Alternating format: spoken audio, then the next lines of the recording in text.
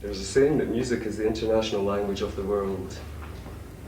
You've recorded and sing in many foreign languages. Do you enjoy the rapport and the challenge that you get from doing that?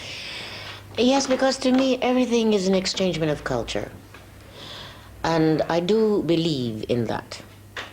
If we were to learn more about one another and be more interested in each other's cultures, I think we would have a better relationship with each other, no matter what color or creed or religion we are.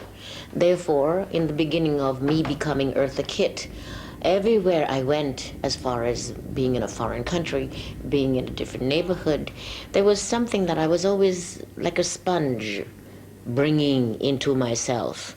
Therefore, coming back to my country, I executed through my songs these words of the culture, of the language, through the language that I had just visited.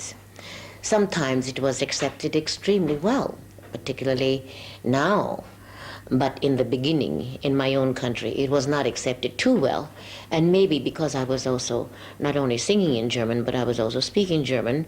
And in the 50s, in the United States, nobody told me, I was not sensitive to that it was not a very comfortable thing for the people, some people, to hear the German language. Then too, it was in the critiques that, what is she? What does she think she's doing? Because when they asked me, what is your nationality? I said, I'm an American. I was born in the cotton fields of South Carolina.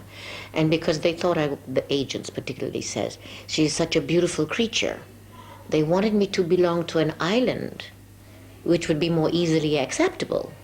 And I could be then more easily placed as far as the business is concerned. But when I say, I'm an American brown-skinned woman from the cotton fields of South Carolina, well, that was a little bit too honest for them to handle, and therefore now they don't know how to deal with it. And therefore, they say, when all of these languages that she's singing in, what is it? What is she trying to do?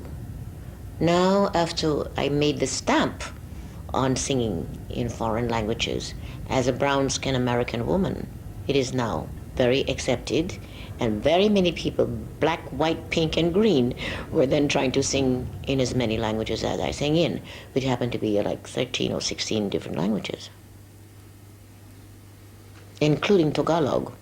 Waray, hindi tatakas. Waray, handan matolas. Wararay, abala bukas. Waraway, manigas. Now this is a very interesting subject to me because it's the language, the original language of the Philippine Islands. We didn't know anything about the Philippines to begin with, except that our boys were there, supposedly protecting the people from whomever they said they were protecting the people from. So our American boys and maybe the Canadian boys and of our allies were also in the Philippines protecting the Western world from whatever. But they didn't know anything about the people themselves. So the first language is Tagalog, the second language is Spanish, in some areas particularly, and English. So these people speak, most of them speak 3 different languages. And Tagalog is the basic language. Had you ever heard that language before, or even the fact that there is a language called Tagalog?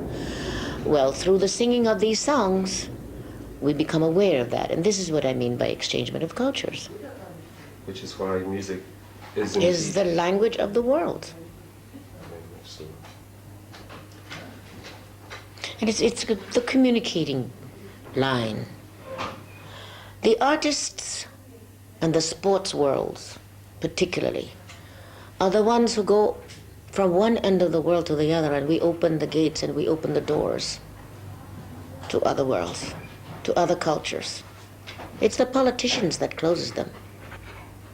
But if you were to leave the artist alone, many more doors would be open than any politician can open. So musicians should move on to become politicians, or politicians should then become musicians? Why not both? Because I feel that I know much more in many ways about the people of different areas of the world than any politician would. Even the politician of the country that they are being a politician to. Because politicians have a tendency to walk through a neighborhood and kiss the babies and shake the hands, and they're wanting votes. They're conning the people into thinking, I'm a good person. Give me your vote and I will do for you. I don't want the politicians to do anything for me. I want the politicians to get the hell out of my life, leave me alone, and let me do my own thing. If you want 10% of my earnings, then fine. I think 1% of people should, what do you call that, of your salary should be given to the government. But not as an escalating point where I don't know if I make $1 or 1 penny more, then the government says you are now in this tax bracket. If I make 1 penny more, I'm now in another bracket, and another penny more, I'm now in another bracket, which means that if that's the case, you are denying me the privilege of escalating myself economically according to the way I feel I'm entitled to. And you're also denying me the privilege of hiring another person that I can afford to be on my payroll. Because now I know I went through this.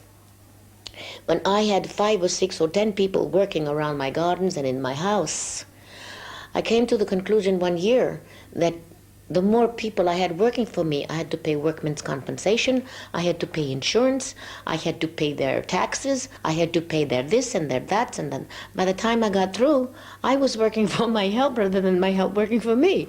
So you start firing people. But if you were to leave people alone, so that I say I give you 10% of the government, 10% of my earnings, so that I know 90 cents out of every dollar I can do whatever I want to do with, then that gives me the incentive to live however according I feel to live within the boundaries of that 90 cents, including hiring people to help me exist. And in turn, So the government can turn out to be your worst enemy. And they are no better than the mafia as far as I'm concerned. But at least the mafia, you know the mafia is going to kill themselves, each other. But the government, you never know when the government is going to come and send your children off to war, and they're killing us. Legally. And we're paying for it. Eartha for president. I'll drink to that.